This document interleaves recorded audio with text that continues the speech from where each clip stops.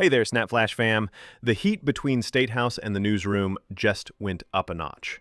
President Duma Boko, once a fierce defender of press freedom, is now facing backlash for publicly blasting the media, accusing journalists of dishonesty and poor writing. "I'd rather listen to those at the bus rank," he said, a line that's now echoing across Botswana's media landscape. Critics say it's more than just words, it's a warning sign for democracy itself. Before we break it down, make sure to like, subscribe, and hit that bell. You're watching SnapFlash, Flashpoint News Edition, where we keep questioning and you stay informed. Barely a year into office, President Duma Boko, the human rights lawyer turned head of state, finds himself at the center of a growing storm over his treatment of the media. Once a defender of press freedom, Boko has become its fiercest critic, accusing journalists of dishonesty and sensationalism, and saying he would rather listen to those at the bus rank than to what he calls badly written news reports. The issue of engaging with the media. You see, I have a weakness, really, let me confess to you. And I think it's a normal weakness for every human being.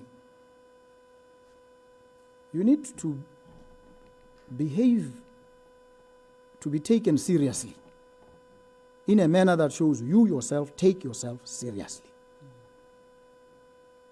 You see, if all that you are writing is negativity, it is uninformed, it is speculative fabrications, divorced, destitute of even the slightest ounce of truth, then you make it very difficult for anybody to take you seriously, much less myself. I have a difficulty first with listening to a person who has no substance, who doesn't make sense. I find it very difficult. It's like torture. I have an even more serious problem with reading stuff that is not well written. And many of the pieces that you write in your newspapers are badly written. Even the grammar is bad.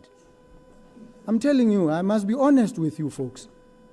And then, everything is devoid of truth. Do you take yourself seriously as a professional, if that's what you do? Do you deserve then to be taken seriously? I would rather go to the bus rank and listen to those folks there. They make more sense than some of the stuff that you write. Oh, the vice president and the president are fighting. Where were they fighting? How far were you? Oh, this one is about to be removed. Where do you get all these things, folks? Where do you get these things? And you peddle them with such zeal. And investors read these things, and they might also be put off. This is not a serious country. If the president is fighting with the vice president, there's nothing like that. Absolutely. So, all I ask of you is to be taken seriously, and I'm dying, I'm yearning to take you seriously. I want to engage with you folks, but make it worth my while. I have so much to do. As I said, people are catching hell. I can't be spending time talking to people who are bereft of even the most basic understanding of issues. No, that is not something that I'm willing to do. But if you come and you probe, you engage, you admonish, I'm happy. I love these engagements. I'll make time even in the middle of the night for you if that's how you operate. But make it justifiable. That's all I ask, and I'm sure that's all everybody asks. And that is why the discourse now on social media, you see the level of pedestrianism, all the speculations, that's so pathetic. And much of it actually defamatory. That you ask, why are we wasting our time on this? Let's focus on serious issues. So the press, I'm urging you to be more serious, robust. And these days, information is readily available. There's nothing to hide. Eh? Don't just write and speculate. Check. What is the data? And it's available. We will avail it to you. You want to know where the president was? I'll tell you. Who I met? I might tell you. provided you will not go and behind the scenes and go and insult the people, which is what you try and do most of the time. So the negativity is, the toxicity is actually off-putting. So I urge you humbly, please inform yourselves, establish the facts. Facts. Facts. Understand the space that you are writing about, and then write. That's it. So, the press is free. Sometimes we keep things from you because you might just tell the wrong people and sabotage the efforts. We are competing with others in this space of investment. Sometimes we go stealthily, cut a deal, announce it publicly so that we commit those we've cut it with, and others can see. And you know what that does actually? I've realized. Others come running. Say, oh, okay, the Qataris are coming. The Omanis are here. This massive consortium, there must be something in that country. It helps. Who are the beneficiaries? The country. This is what it's about. And that's how these things work, Bagarun. The remarks, delivered this week in a televised address, reignited tensions between the presidency and the press, prompting sharp rebukes from Botswana's leading media watchdogs, who warned that the president's rhetoric risks eroding one of Africa's most enduring democratic traditions. The Botswana Editors Forum called his comments a threat to constitutional democracy, warning that the president's tone could silence scrutiny and weaken public interest reporting. It was journalists, not lawyers or accountants, who exposed many of the scandals now under audit, the forum said, a direct jab at Boko's own legal background. The Media Institute of Southern Africa, MISA Botswana, didn't hold back either, calling the remarks a troubling assault on democracy and urging the president to reaffirm his commitment to press freedom. Beyond the speeches, critics point to a growing pattern: ministers suing activists and threatening journalists under defamation laws. Bathong dumelang, my name is Roberta. Jo, ke robile sekgowa. Le tlo nthipata go presidente. Sorry about that. My name is Roberta. So please, can you help me understand, how does that change the price of eggs? How many people got more employment? And basetsi ba le kae ba kgonne go bana ma 300 because I said my name is Roberta. The attack on the media is pretty vile and it must stop. The fourth estate will do its job without fear or favor. But anyway, ma 4,000 In a recent BTV program called In Focus, a media consultant shared where it all started, as the private media is seen as the enemy of the state, whereas the government expected them to report according to how they wanted the news reported. Dr. Letwiti, what role does the media have in holding the government accountable without seeming or seen as a partisan? Okay.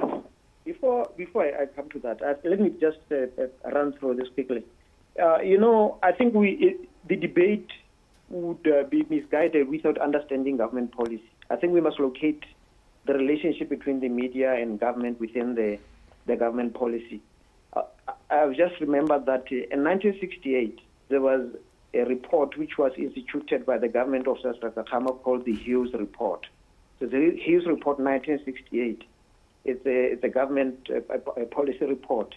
And what was contained in that report has not changed up to now. I think this is what has shaped government policy from that time up to now. In a nutshell, the policy said that government media is an extension of government-public relations, that government media must act as PR for government. Even all the civil servants must perform a PR function for government. And then the Daily News, and I think Daily News and Radio, no, Daily News was designated a mouthpiece of government. It's in that report. And the same sentiments were repeated in 1978 in a subsequent report by a consultant called C.N. Lawrence. So it's the Lawrence report. So when you look at these two reports, you'll find that the government policy is to work with state media. Remember that the new government is talking about introducing public service media, which means that up to now, what we have is state media. So government structurally works with government media, Radio Botswana, BTV, BOPA. So these are the ones who are summoned to an event that government is organizing. So those are the ones that government is used to working with. The others come as an afterthought when you look at government policy. So that is what informs maybe this constant clash between the private media and government. It's like us, them against us, you understand? They, in terms of this policy, the private media are seen as outsiders who are like enemies of the state, if you like, to use the communist language. And then those who work for government are seen as ours. This is where the problem is. Whereas in a democracy, all media should be respected by government. Government does not have an obligation. I mean, okay, let me put it this way. The private media doesn't have an obligation to report the way that government wants, because they are guided by their own news values. Whereas those who work for government are guided by news values which are crafted by government. Up to this time, from 1968, the policy has not changed. Okay, so can you remind me of the question that you wanted me to answer then, so that I can quickly answer that one? The question was, is the media, what is the role of the media in holding the government accountable? Yeah, you know, Lord Carlyle, there was a guy called Thomas Carlyle, in Victorian England, who coined the phrase of the fourth estate of the realm, even though some identify it with Edmund Burke. But the important point is to note that the media is regarded as the fourth estate of the realm.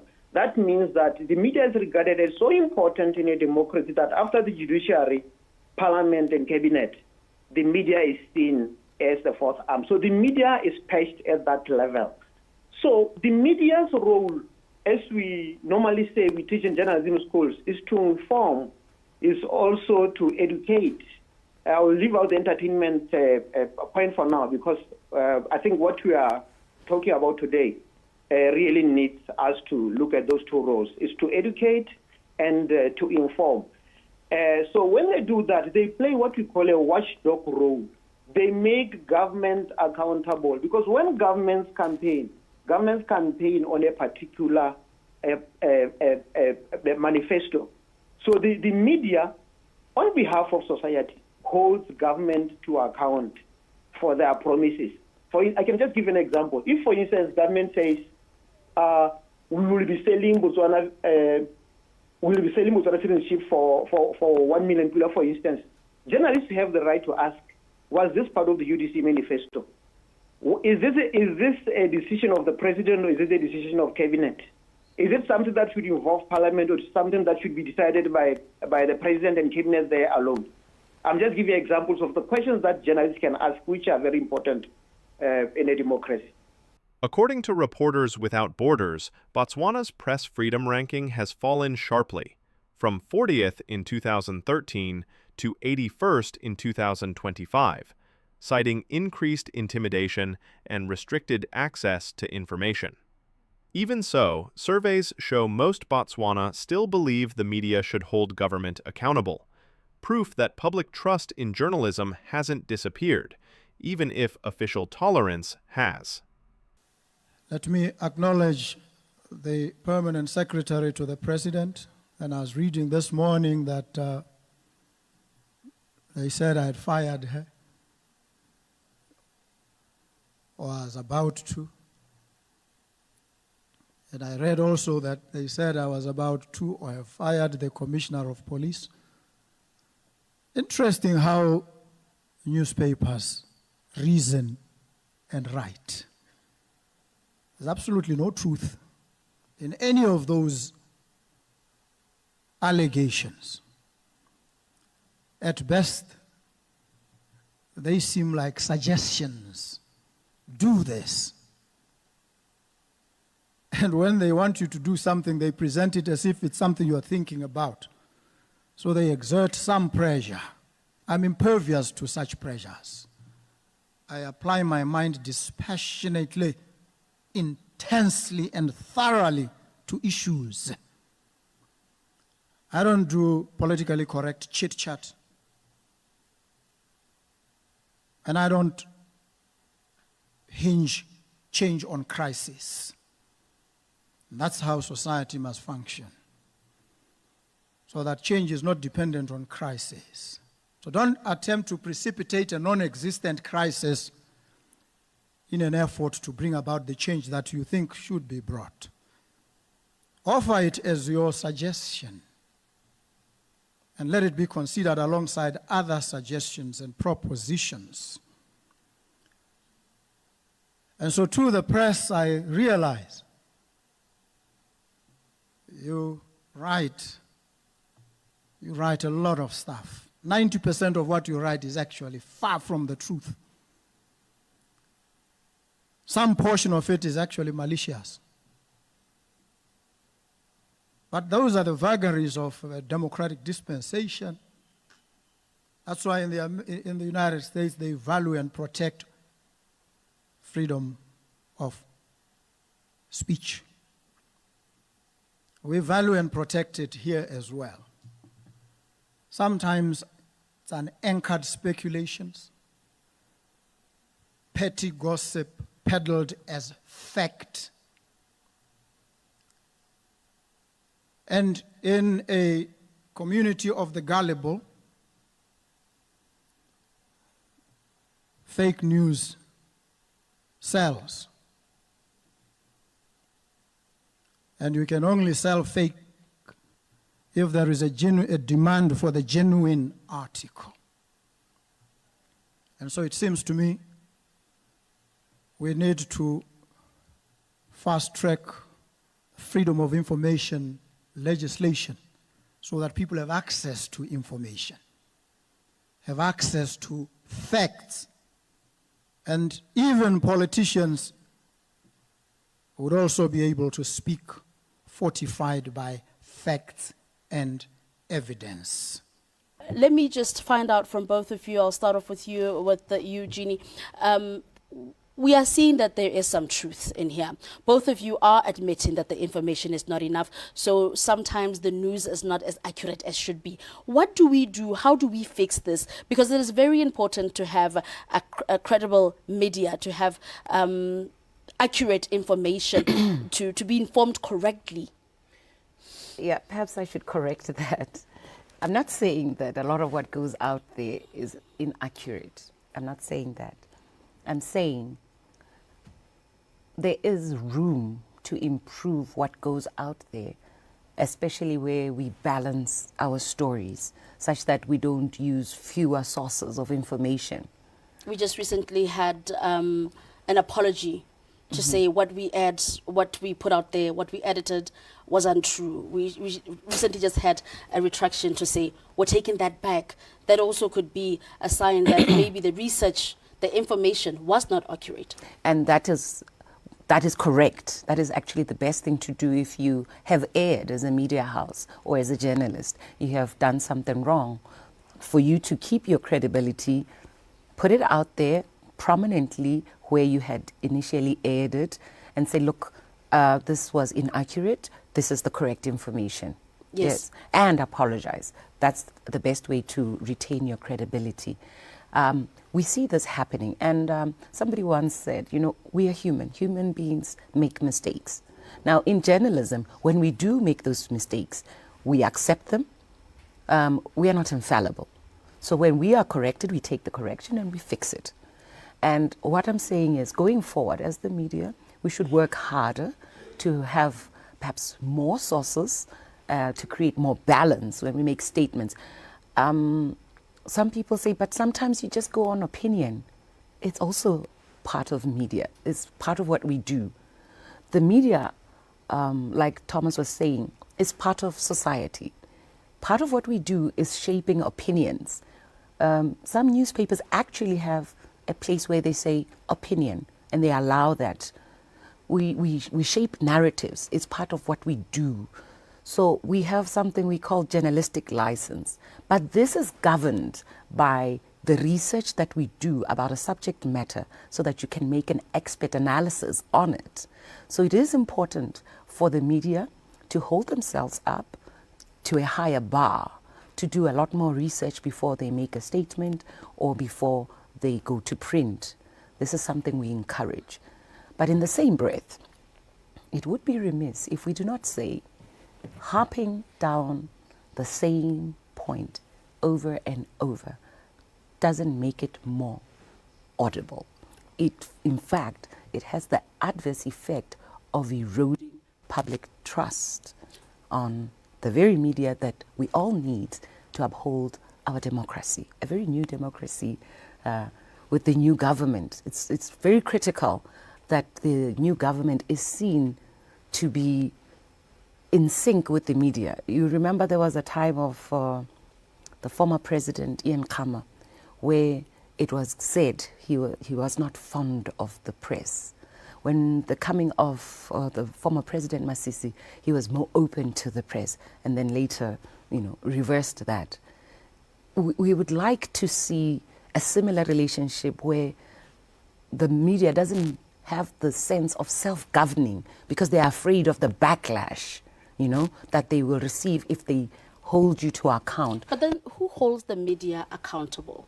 If the media writes whatever it wants, speculates, opinions, and they're peddling that, who then holds the media accountable to say, but wait a minute, this is not research, this is hearsay? Okay. One of the things that we haven't mentioned here today is the plurality of the media. You cannot just speculate all the time. The people who are consuming, the consumers, they are discerning. They will hold you to account. If you, Muhumi, are always talking about whatever you feel, but Thomas, on the other hand, is, putting the facts down, telling the happenings and going-ons of what's happening in government. We have different voices from various media houses which balance themselves out. So if you are in the habit of telling lies, you will be called out. Not only will you be called out by your fellow media compadres who are practicing in the same field, but you'll also be called out by your audiences, which will see between your lies. 90% fiction, untruths. We did say, who is the media? And you did say, well, now the media, we've got social media, we've got podcasts, we've got everybody just speaking their mind. Jeannie said speculation, feelings, and all that is put there, right? 90% untruth. That is where we stand as Botswana. And I don't think that is true, that 90% is fake news. Mm-hmm. When Marcus Brutus spoke at Julius Caesar's funeral, he said, the good that men do lives after them, and the bad is oft, the bad that men do lives after them, and the good is oft interred with their bones. Meaning that people accentuate the bad things more than the good things. Yes. We see these little mistakes more than we see the good that the media is doing. So when the media does, like Gino was saying, we are not infallible. We do make mistakes.